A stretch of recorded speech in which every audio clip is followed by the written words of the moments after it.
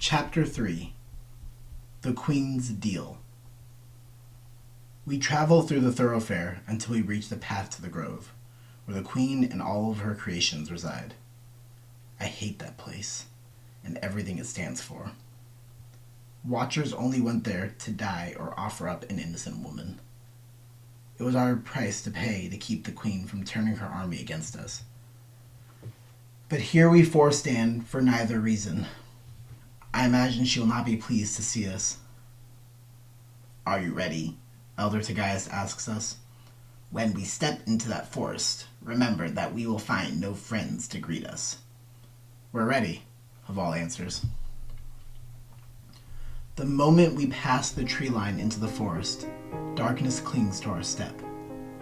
The canopy of leaves blots out the rays of sun in so complete a manner as to leave us with mere flickers of orange to guide us, scattered like broken shards of glass. Bushes shuffle in the silence of our march, and shadows dance outside of our vision. Only Millie seems unperturbed by the movements. "What sort of woman is this queen?" she asks. "Not the human sort," Elder Tagaeus retorts. "Gods are born into this world every so often, as I mentioned before. This is one such god we failed to keep from this world." "But you work with her. She can reason?" "Yes. She is an intelligent creature, the most intelligent of all the gods I've seen.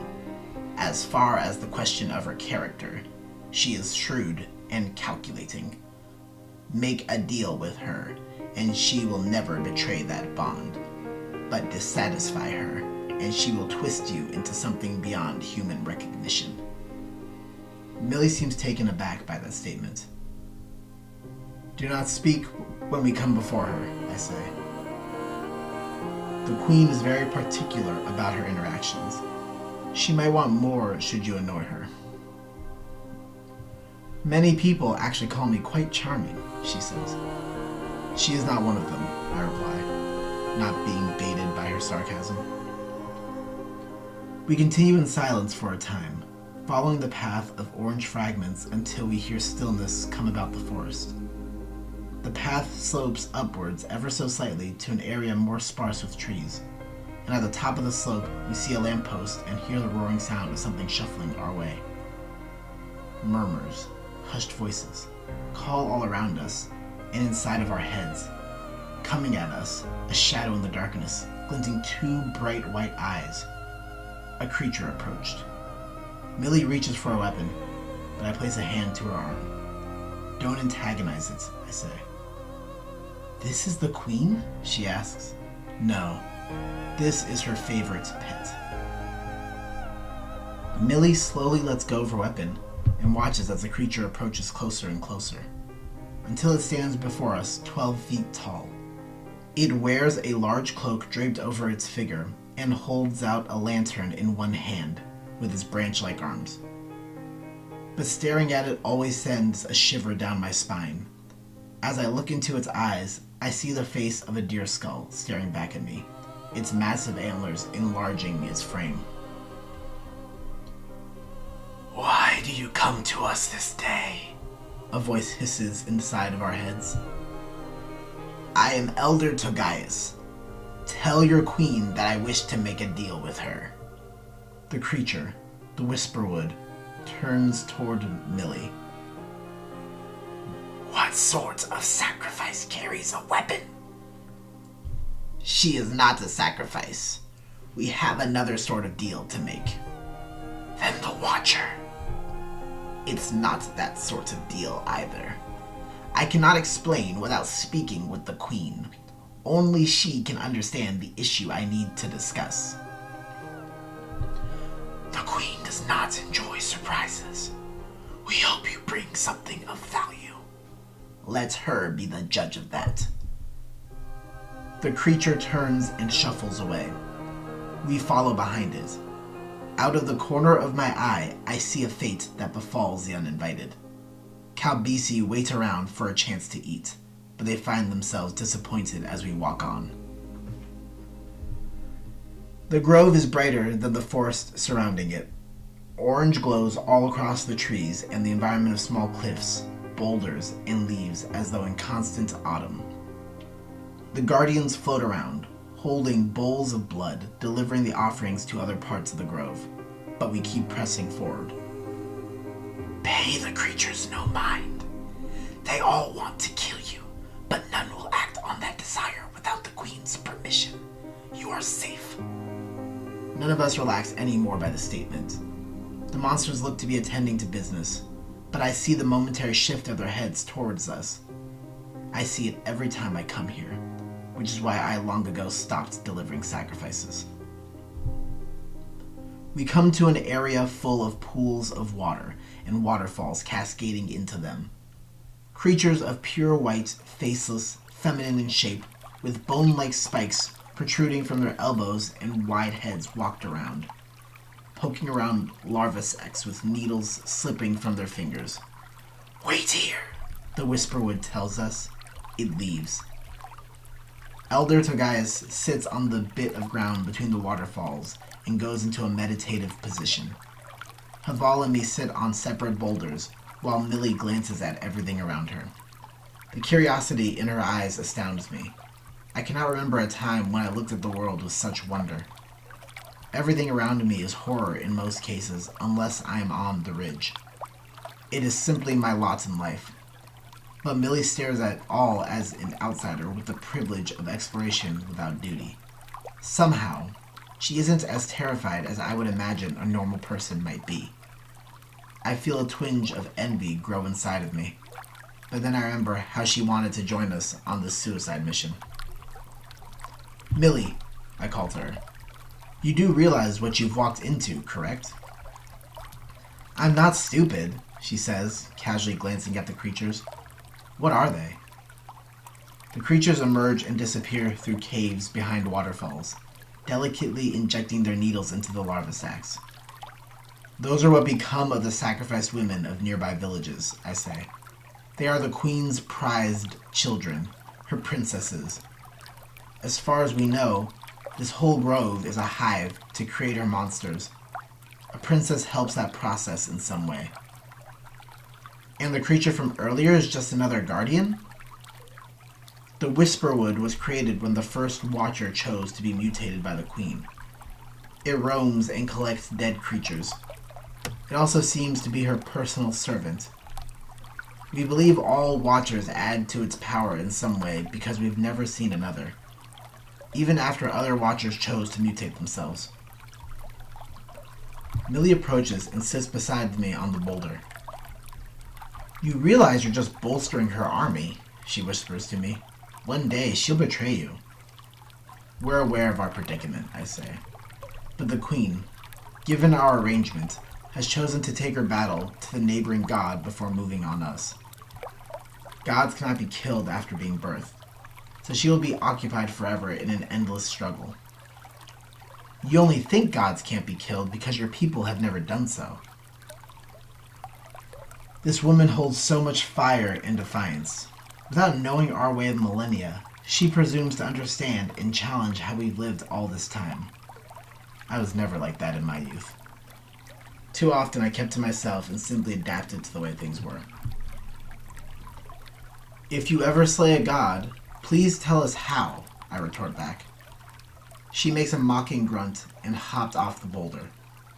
Someone's upset, Haval chimed from across the way. Mal not giving you what you want? Not exactly, she admits. She asks a lot of questions, I say. Answering questions usually invites answers in others, Haval replies. I'm an open book, Millie claims proudly. Ask me anything. What's your name? She looks dumbfounded by the question. Melissa Sanford, of course. I thought you already knew. Sure, but I just wanted to make sure. Well, now you have. Where are you from? I ask. Pensea, born and raised. I do not know the place she speaks of, but I know it must be far off to the west. Haval shrugs his shoulders as well. Why are you out here? I think I've already told you this one before, she smirks. I came out here because I was curious. Deathly curious, I'd say, Haval adds. You must be running away from something. I'm not running from anything. I simply got bored of my old life is all. You grew so bored of your old life that you ventured lands of monsters to come to the heart of the battlefield. Were you simply watching paint dry all day? Can I have some silence? Elder Togias calls from the waterfall. I'm trying to do a reading. The three of us all look to each other and decide to end our questioning right there. We wait in the area for hours, watching the princesses go about their business. Every so often being visited by a guardian, offering a chalice or bowl of blood. I'm starving, Millie whispers, sitting on the ground, writing something in her journal. Did we pack food? I packed some rations, says Haval, though I'm not sure how you feel about nuts and cured meats. We hear a soft splashing noise from behind. The princess extended her fingers into the water like a spear and pulled out a fish. Eat, is said in a soft, delicate voice. Millie pulls the fish from the fingers carefully, as though dealing with glass. Thank you, she says. The princess floats off. They want you as a friend, Haval snickers. You might make a fine princess. Millie keeps quiet and places the fish on her lap. A moment later, the whispering returns to my ears. Voices from all around me speak in hushed tones, signaling the arrival of the Whisperwood. It shuffles into the area, glaring down at us through the slits in the skull. She awaits your presence, it says. Do not keep her waiting. We all stand and follow after. The creature walks through reflecting pools of blood, where the guardians gather and collect from. Calbisi, injured and at leisure, drink from the pools under the glow of the orange sky. And all around the paths and walkways lay colorful flowers of varying hues. It would all be so beautiful, if not haunting. The Whisperwood takes us to a tunnel, where the walls seem to glow a pallid yellow as though sick. Red orchids frame the entrance, large and imposing enough to match the Whisperwood. Off you go, it tells us. Elder Togias takes lead, and Haval covers our backs. Not that the four of us would be able to survive if the queen decided to kill us. I nearly forgot the inside of the tunnels.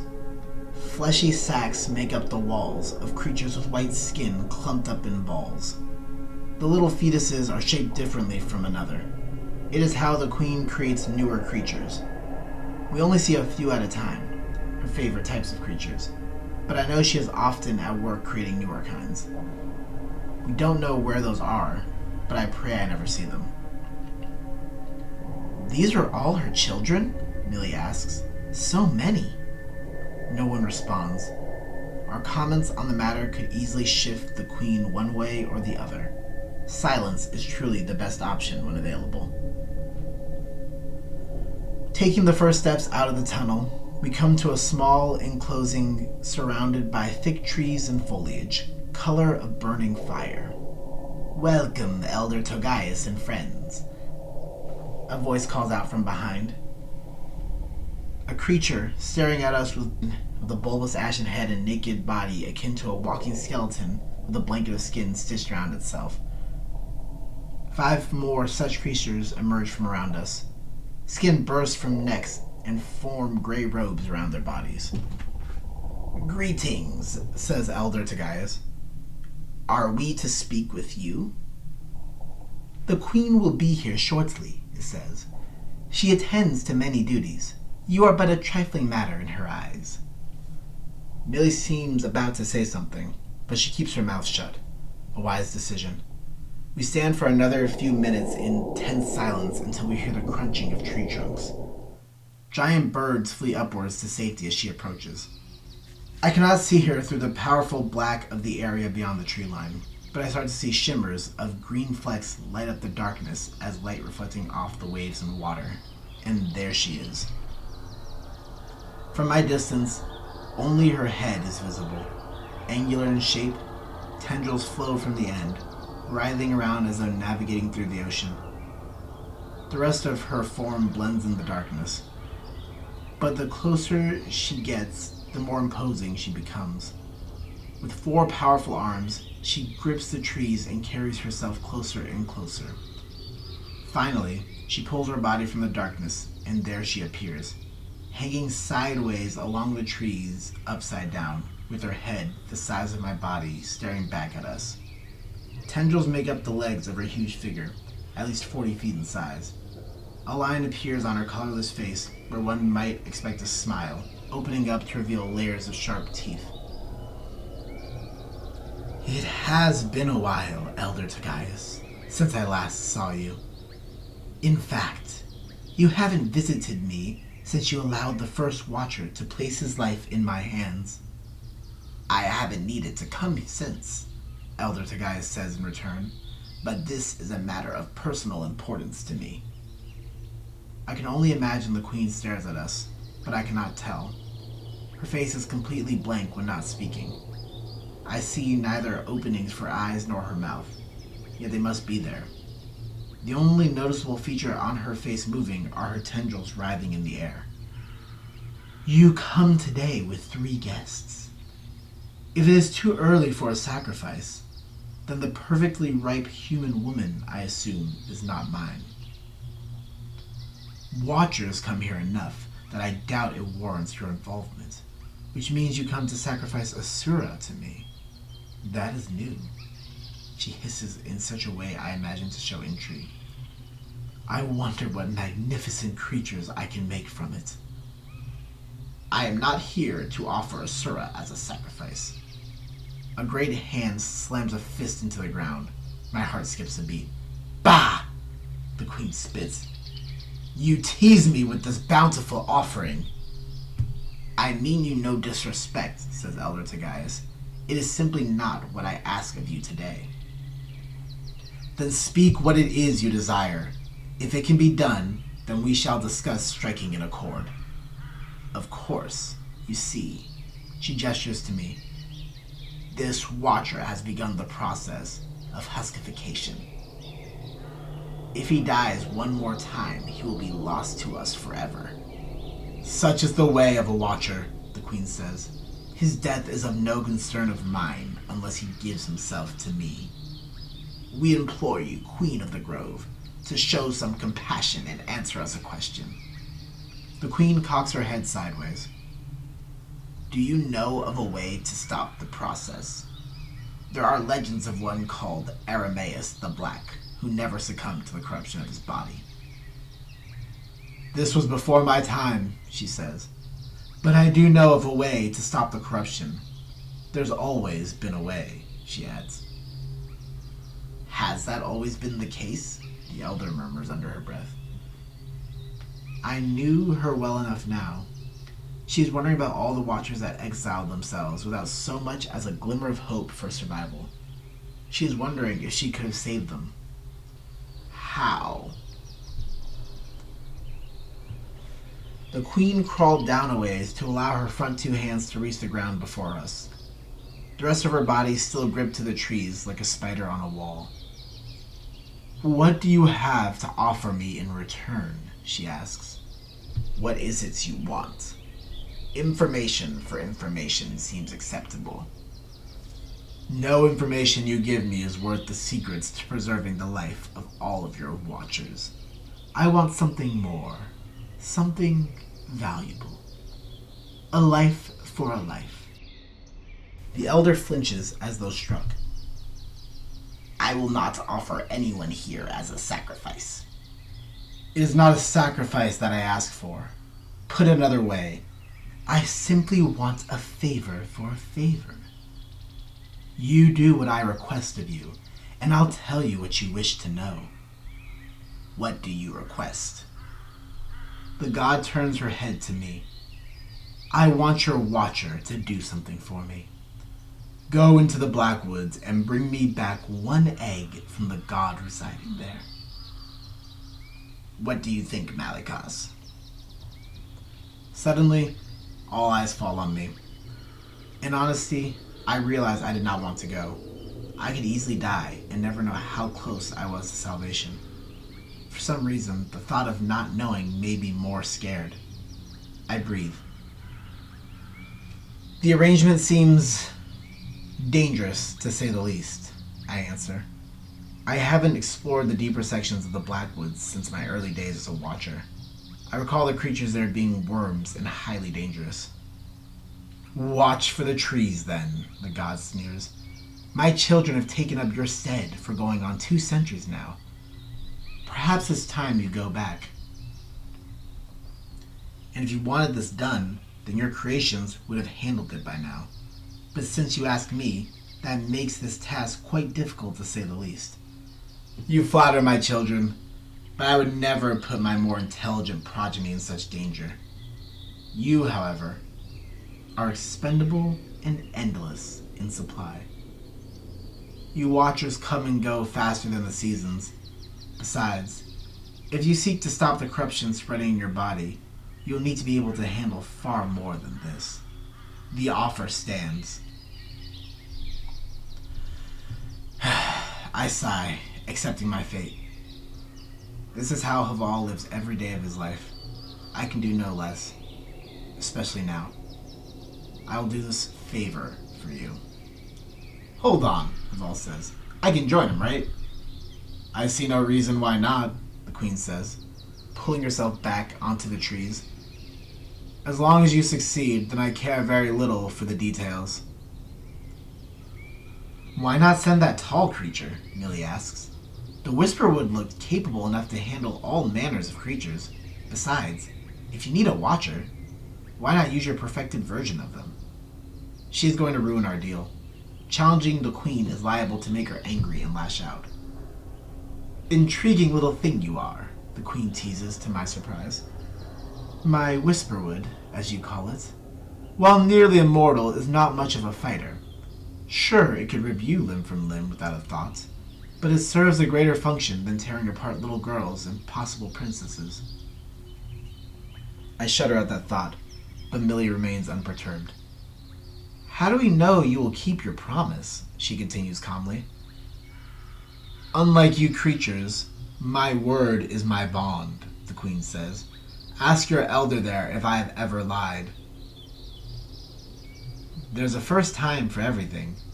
Enough, child, Elder Tergaius says. The queen is not one to lie. Malikos accepts, and Haval will go with him. Then let me join as well, Millie says. No, the elder snaps. Not in this. Millie gives a hard stare. Conflict shows greatly in her eyes and complexion. Red spread like wildfire across her white skin until she succumbed to the elder's demands. Very well, Millie says. It is decided, the queen declares. The Watcher, the Surah, and one of my children will venture into the Blackwoods. What's this about one of yours, I ask? She means me, one of the smaller creatures say. I will latch onto you like a cape if you like. I keep my disgust reined in. Maybe a backpack would also work. Haval and I can manage just fine. And what if you don't, the queen asks.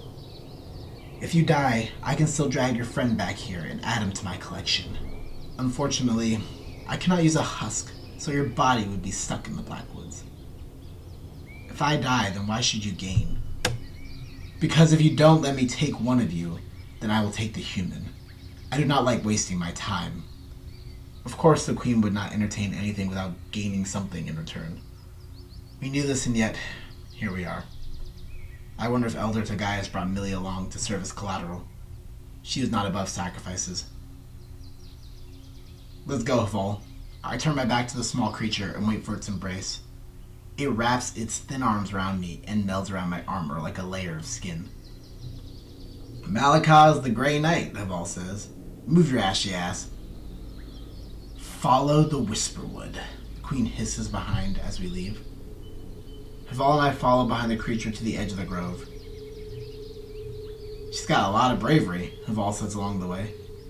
Maybe she can distract the creature while we run. Don't be an ass, I say. She's probably just compensating for the environment, putting on a brave face, you know? I still remember my first encounter with the creatures out here. It was in the Blackwoods. One of the worms ambushed me and tried to eat me for dinner. I was terrified for the next 2 weeks of every shadow. Ha! I remember that, Haval laughs. I think I made fun of you the most. Certainly was one way to become friends. At least you didn't take yourself too seriously. I mean, you've always been a little stiff, a little stoic, but you never took yourself too seriously. I follow my duty when necessary, I say, not playing into any of Haval's games. We continue walking for a moment. A question lingers on my mind that I must ask. Is any part of you still Watcher? I ask the Whisperwood. Fragments, yes, it answers to my surprise. I am but a vessel for our existence to continue. We observe and serve the Queen as necessary, and continue our duty as you do. You refer to fighting against the creatures in the Blackwoods? We do. And what if your Queen turned her attention towards the ridge? Would your duty conflict? We gave ourselves to the Queen. As we said before, our fragments remain. Pray we never take an interest in that direction. A voice hisses in my ears. It is the voice of that creature wrapped around my body. I can't wait until I'm free of this business with the Queen. It feels wrong to work alongside the monster I spend so much time keeping under control. We arrive at the entrance to the Blackwoods. The trees no longer burning as on the night with the flaming god stand before us like petrified wood and leaves black as night. Sap drips from the cracks and edges of the bark, red like blood. Only a river stood between us and those ever so still that seemed to warn of a lonely death. So, should I cross first, or you? Haval asks. The bridge looks maintained after the many centuries of its existence, with only little wear and tear to show for its age. I assume the creatures of the grove take responsibility for its upkeep. We can go together. Take as long as you like, the Whisperwood tells us. If you die, we will know. I take those words to heart and step forward. With Haval by my side, we enter into the Blackwoods.